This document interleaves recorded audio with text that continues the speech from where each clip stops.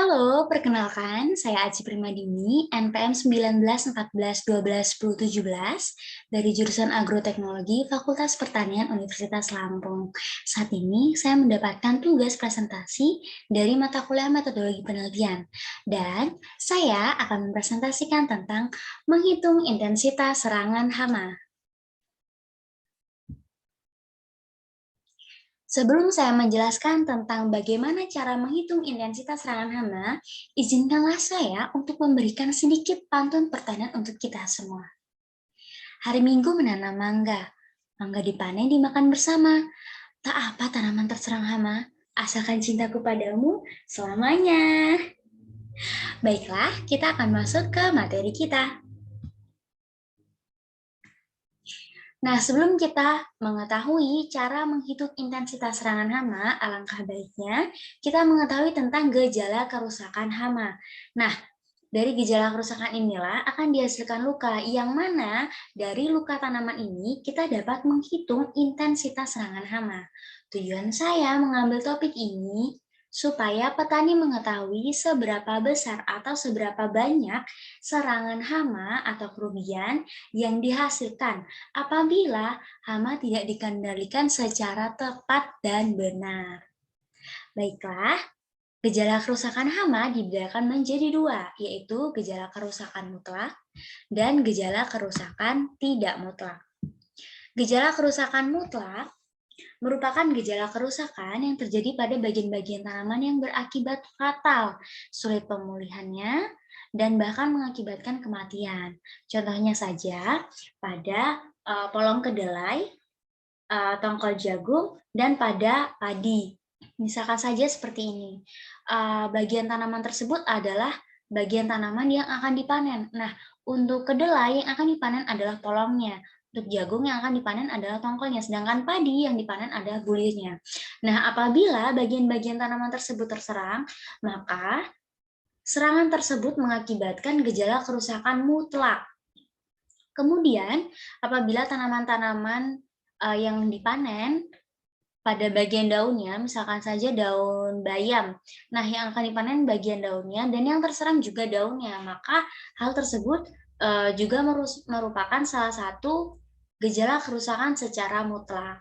Nah, sekarang kita beralih ke gejala kerusakan tidak mutlak, di mana gejala kerusakan tidak mutlak ini masih besar kemungkinannya untuk pulih kembali, karena bagian yang terserang adalah bagian-bagian tanaman yang tidak pada yang akan dipanen. Misalkan saja seperti ini, pada kedelai yang akan dipanen adalah polongnya, sedangkan yang terserang adalah bagian daunnya.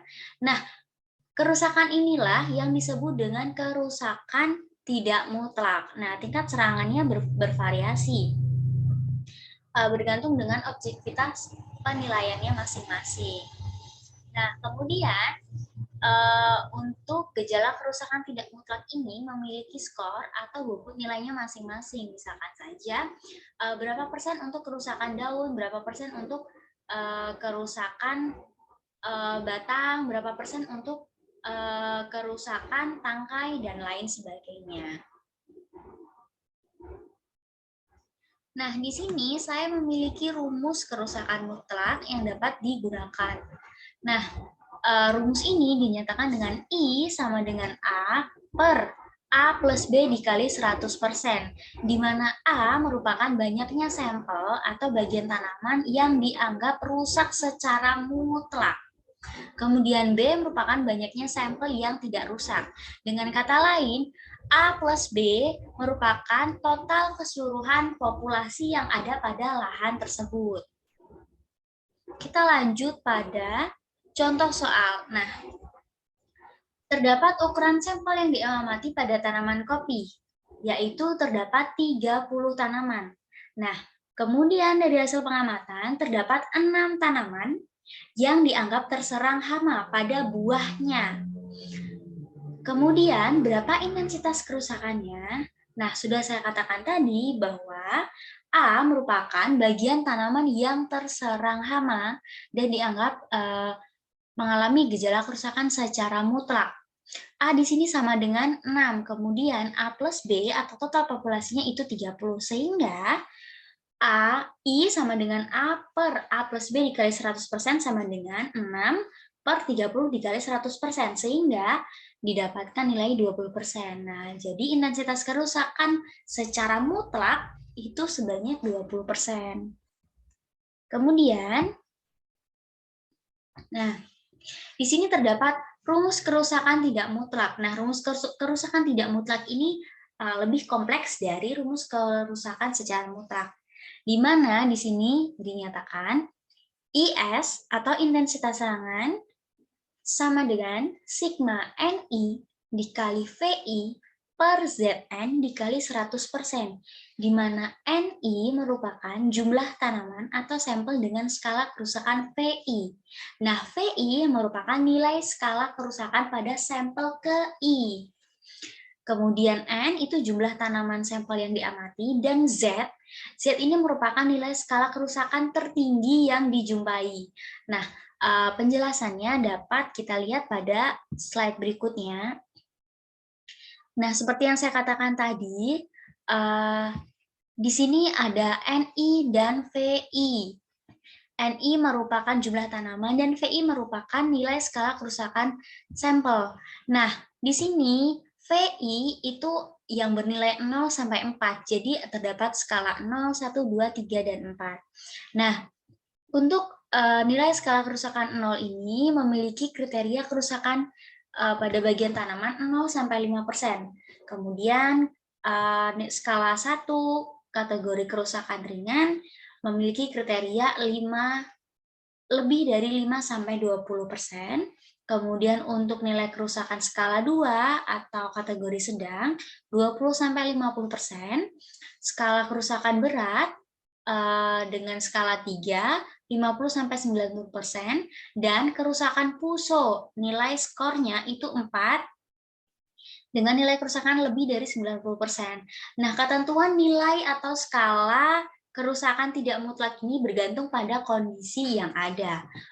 Nah, jadi skala yang digunakan dapat melebihi 4 skala begitu. Kemudian, nah di sini contoh skala kerusakan daun di mana tadi terdapat skala 1, 2, 3, dan 4. 1 merupakan ringan, kedua agak berat, dan yang selanjutnya. Nah, di sini dapat kita lihat bahwa untuk gejala kerusakan ringan itu 10%, 20%, agak berat 30%, 40%, dan untuk gejala berat, gejala kerusakan berat lebih dari 50%. Kita beralih ke contoh soal. Nah, di contoh soal ini diketahui data bahwa nilai V, skor, ini dapat kita lihat ada 0 sampai 6. Nah, masing-masingnya untuk skor 0 memiliki terdapat 5 tanaman yang memiliki skor 0, sehingga NI dikali VI sama dengan 5 dikali 0 sama dengan 0. Kemudian yang kedua, jumlah tanaman yang terserang dengan skor 1 itu berjumlah 5, dengan nilai NI dikali VI sama dengan 5 dikali 1 sama dengan 5. Dan seterusnya sampai dengan sigma NI dikali VI sama dengan 64. Nah, apabila kita sudah ketahui nilai sigma NI dikali VI, maka dapat kita masukkan ke dalam rumus. Nah, dalam rumus, sigma NI dikali VI per Z dikali N.